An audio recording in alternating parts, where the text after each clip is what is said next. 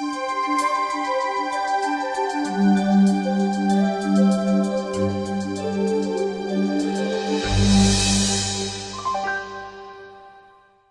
you know what overtime really is?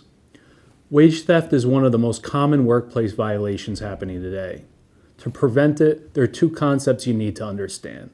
The first is the minimum wage, and the second is overtime. And these might seem like simple concepts, but if they were so simple, there wouldn't be tens of thousands of lawsuits filed each year for these violations. So this video briefly explains some of the main concepts about overtime. So the first thing I want to talk about is what is overtime.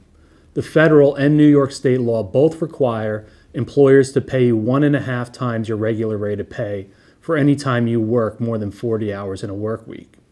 To make sure you are getting the proper overtime, you need to know 3 things. You need to know the compensable work hours you worked in a week. Overtime is always computed on a weekly basis. Even if you're paid bi-weekly, your boss has to compute overtime on a weekly basis. Second, you have to know your regular rate of pay. Overtime is computed on an hourly basis. Many times people who should be getting overtime aren't because their boss gives them a salary or pays them by the piece or the job. For example, they get paid $100 a day.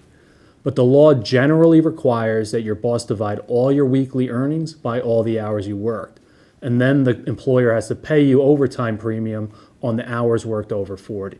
The third thing you need to know is the total amount of pay you receive from the company in the week.